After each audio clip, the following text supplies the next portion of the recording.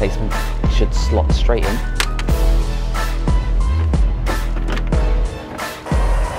Oh shit, there's a leak. Stop. There's a leak. Yep. Hey guys, welcome to the show. Today we're checking out the Crystal Chlor saltwater chlorinator, and this is officially the best, most reliable chlorinator according to all the pool people we have seen. Now, this is my current Crystal Chlor chlorinator. It's about, I don't know, 10, 20 years old, and it's just bust. It's just bust up, stopped working ever since we got a pool guy to repair it and their sales team to chase after me for getting a new one. And they wanted to charge me like $2,000, so I went straight to the retailer and got it for more than half price off. Now the thing is with this chlorinator is the biggest weak spot I've seen is this connection over here. So I'm going to be connecting this new one up and showing you exactly how to do it, reusing the same framing and the same tubing that's connecting, see if it will work. But this seems to be the biggest weak point from it. It looks like they're missing in that little bit of coating around it because you can see the wires.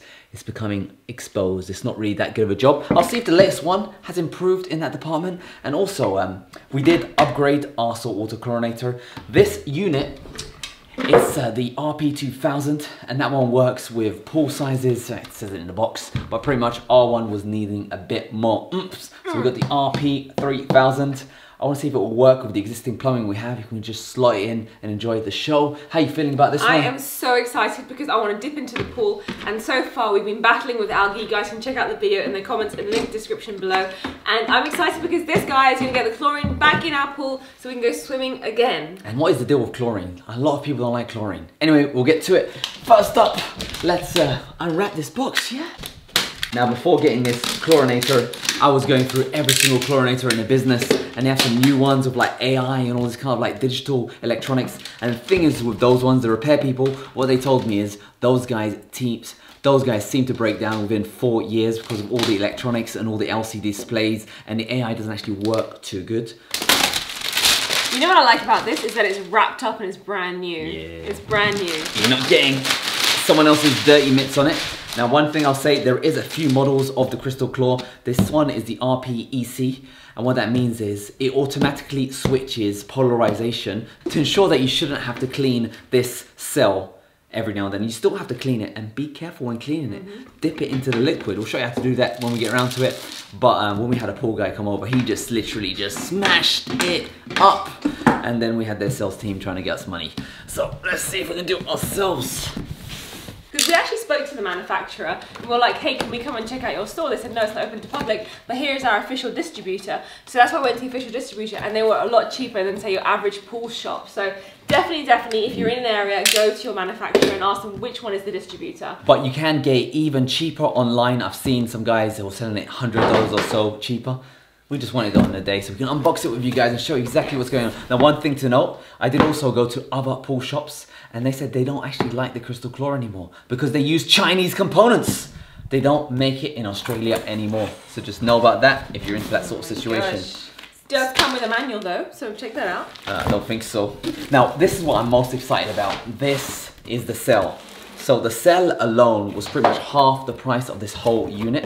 It looks cleaner and newer, I like it. It looks smaller. Wow, it's actually shorter. It's a lot smaller. And what I want to see, if you can just put that back, is does the old cell fit into the new housing? Because the lady, she said you can just slot it right in, and it looks like it does. It looks like it does. It will still work with the housing. So fingers crossed, all I need to do is just put the cell into the existing housing, no plumbing required, and it should just work. Now inside the box, you also get the plumbing connectors for your pipes and the lid for your control center. And is it scratched? Is there a scratch right there? No, it isn't. There's a bit of plastic protecting it from scratches. I love that. So we're gonna be checking out the RP3000. Oh, this is a heavy unit. Heavy unit, and this is the control unit for the cell. Nice and clean, beautifully packaged. Smells like an Apple product. It actually looks really nice. Now, what I like about this unit is that you can still get genuinely low salt levels. We saw some units, they require 4,000 ppm and up to 8,000 ppm. Even there's some of the more expensive ones. Whereas this one goes between 3,000 to 3,500. That's your ppm. You can see that The old one here, you got one of these cool timers you spin around to set the actual time. New one, spin around, set the actual time, and they got a little digit, a digit for the minutes.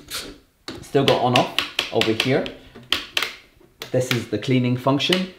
And then you got auto or manual. Manual just makes it run, and auto respects the timer. You got a circuit breaker. This one's 2 amp. This one doesn't say the ampage. You got between hard and soft. You got hard and soft. And then you get the control for how much chlorine you want to produce. So previously we had ours on super maximum. We have a duck problem at the moment. They keep on pooping in the pool and it creates a lot of algae, and then we need more chlorine to clear it out. So I'm going to set it in the middle and I'm going to be monitoring the production. Luckily we got a little needle. This needle, because it wasn't working the cell, it pretty much didn't move. Hopefully we'll see how exciting the needle moves on this side. We're going to do the first piece of the installation, and that is putting in the shade. And you can see there's 2 holes where it's going to connect. This is the rivet.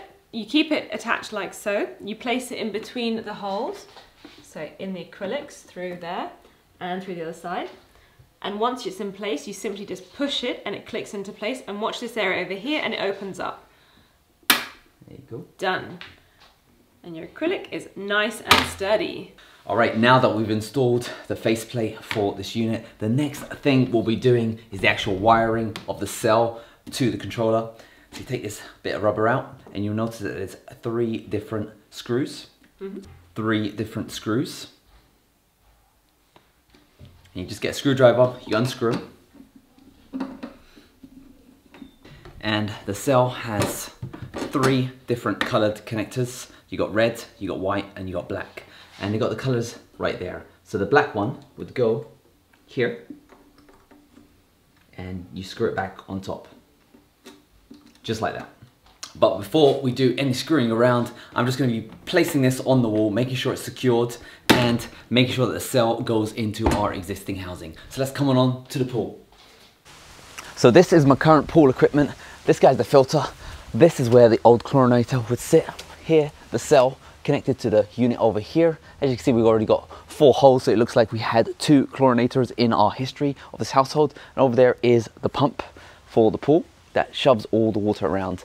Now, the first thing I'm going to check is the cell. So my housing is actually pretty all right. There's no damage to it.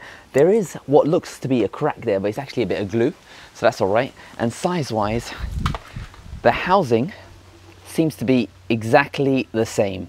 So I'm going to get rid of my condom over here that I've been using to protect it from air. And just be careful of this bit of rubber to protect the integrity. While I'm here, might as well just scoop up some of that calcium buildup. So this is the new cell and the housing. It comes beautifully packaged. Just gonna unscrew this part, and then the cell pops out. I'm not gonna install the housing. I'm gonna save it for a rainy day in case this guy gets cracked down the road, because 2 is better than 1. And then to install it back on, it's just purely the same way you do for replacement. It should slot straight in, and you can see it right there.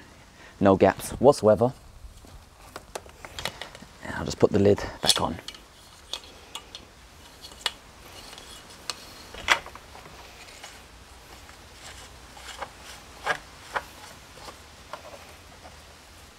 Nice and tight and solid. Of course, our wiring is exposed. This is what's going to go into our control unit. All right, so before we mount this to the wall, I've already got pre-existing holes because I'm replacing my old unit. We just need to take the backing plate off, and you just push it down like that.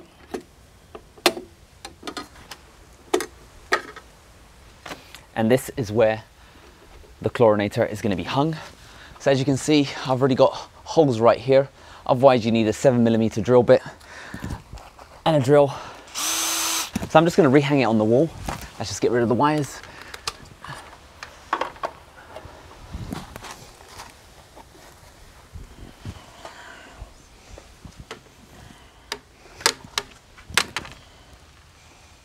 It looks like it's nice and well hung. I do like, it does have a black dark cover. And this is the cell. So all we do now is just plug this wire into the wall. And then you plug in the pump's wire into the bottom. Look right here. This is the slot for the pump.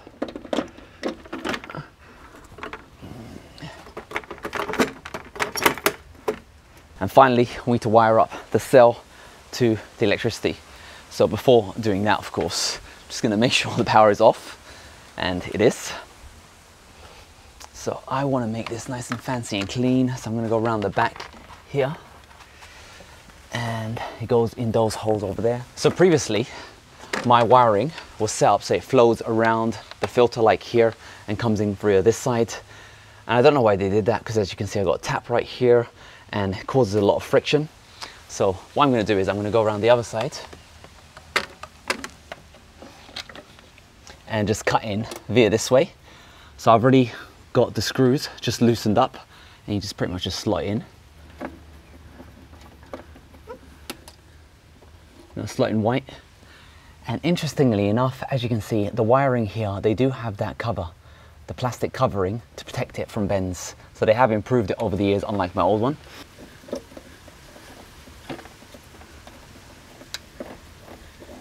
Making sure there's a nice connection. All right, now it's wired up. Last thing to do is use the plastic covering and put it in the direction where you put the wires. And try not to take the whole unit off, all your hard work. Try not to ruin it.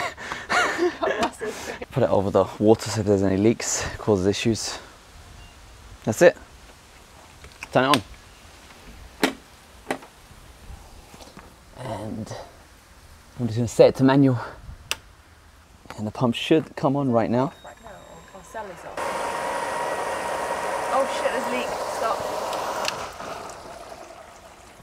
Stop. There's a leak. Yep. So it's good that we tested it out. It looks like there's a bit of a leak in the housing. So let's just unscrew this. Now this bit's going to get all wet, so let's clear this area up. Okay, let's just fix this up. I'll try it out again one more time.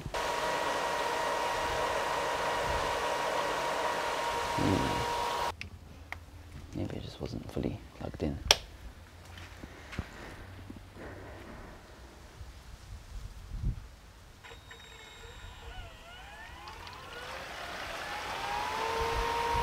So it looks like this part just wasn't fully tightened on, but now it's tightened on, the leak has stopped, seems to be operational.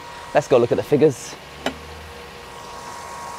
And we can see that salt production is at 0. Hey, there you go. So medium, high, highest. So it looks like it is working. I'm going to put the production at 50-50. So low, nothing happens. All the way up to medium, nothing happens. But the needle is working. So this one looks like a working unit. Got it on hard, it's blinking. Everything looks good. Last thing left to do is to set the time. What time is it right now? 46. 5:45.